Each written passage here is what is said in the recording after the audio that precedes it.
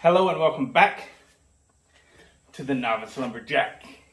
I'm Bodie, and if you like this video, subscribe. So anyways, yeah, I need to get to 1,000 subscribers so that I can start getting paid. Anyways, that's enough of that. So this is my 55 Rancher, and it runs really good.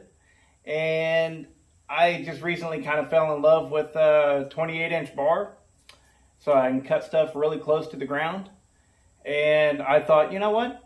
Let's see if this thing will pull it. Don't get me wrong, it's not like I'm wanting to actively go out and seek 28 inches of wood to bury the bar in. No, this is for light stuff so that I don't have to bend over so much. You know, probably regularly won't cut anything bigger than, you know, maybe about 8 inches in diameter, stuff like that. I haven't decided yet whether I'm going to just run a 3/8 inch chain or if I'm going to go down to a 325. I don't know. First off, I'll start with a 3/8 and we'll see how that goes, you know. But in order to do that, to run a big bar, let me grab the Husqvarna.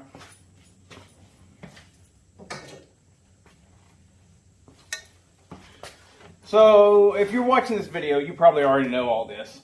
So the large Husky mounts don't quite line up.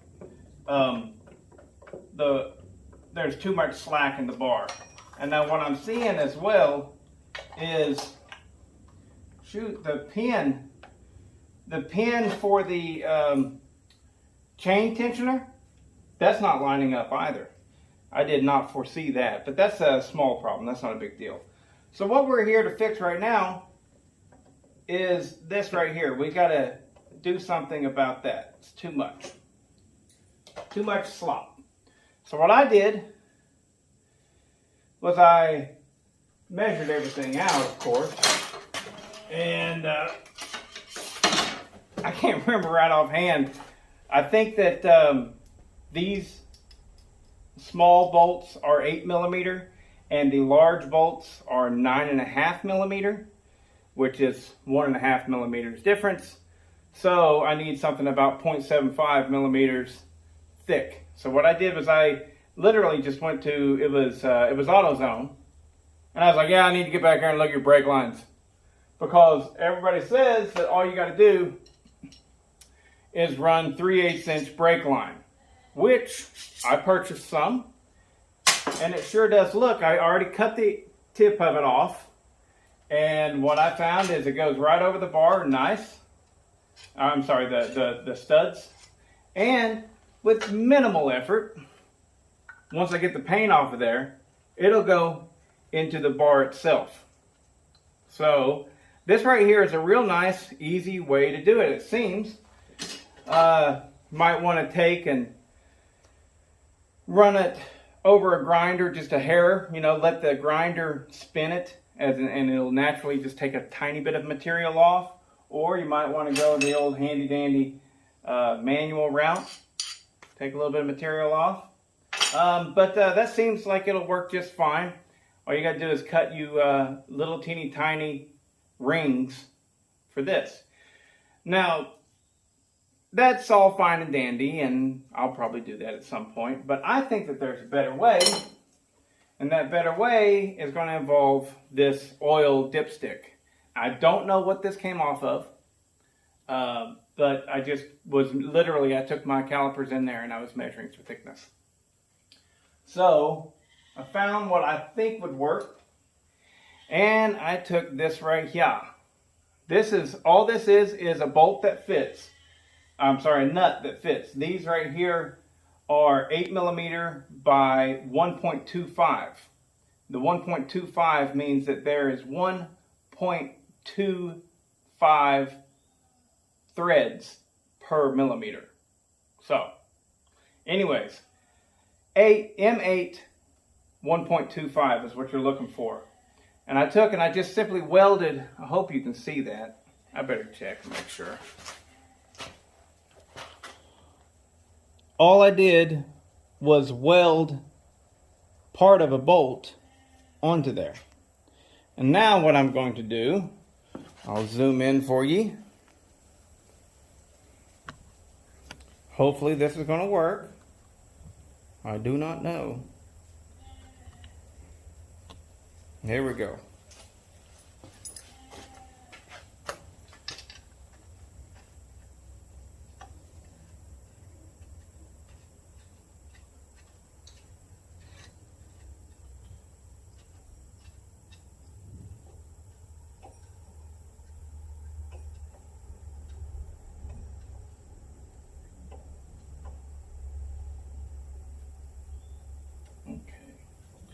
Right there, that's the ticket. I'm going to go in like that.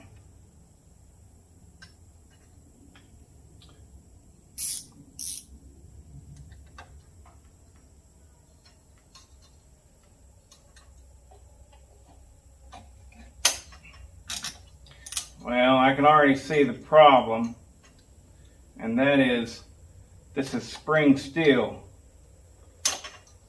Probably need something that will bend and hold its shape better. So, but we're going to keep on moving here. Give it a little bit more slack there.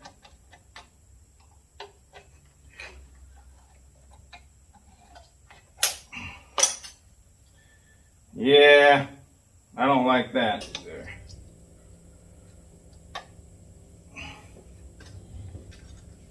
I don't know, maybe there's something to this yet.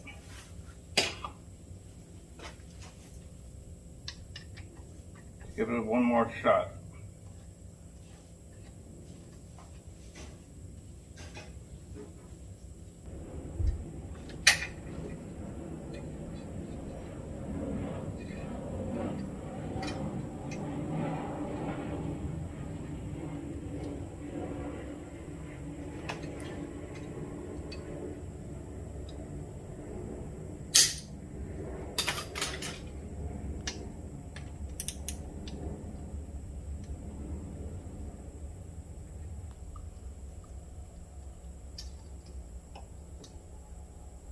Watch yourself, look at that, it got cut.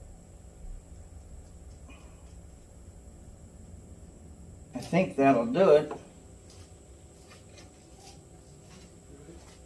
Now the reason that I like this idea better is because,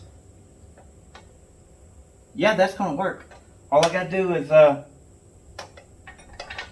fix that. I gotta drill out this hole a little bit better. Alright, the reason I like the idea better is because this won't slip off. And that's it. I'm going to put a band-aid on that, guys. And, or not. Nah. It looks like it's clotted. Okie dokie, y'all. So a little cutting and grinding with the old Amazon rotary tool. Bing, bing, bing. Did the trick. Had to elongate both of these holes, right, so that my chain tensioner could fit. The bar is very snug on this. You can see how it S's around, you know, and it's on there good and tight. It's not going to come off. Had to increase the channel because up here into this hole is what where the oil goes. But it's on the flip side of this. All it is the existing hole that was there. I just elongated it, or I made a channel. All right, nothing new, but I'm going to swap out the spur gear real quick, or the ring gear. What's it called? Rim sprocket. Swap out the rim sprocket real quick. We'll see if this baby pulls a 28-inch bar. Real quick before I button it up completely, I had to bend it again. I had to bend it down like this to leave room for that little screw head right there. So, one more thing you gotta do. Okay, so here it is. it is together. It is oiling. Oh.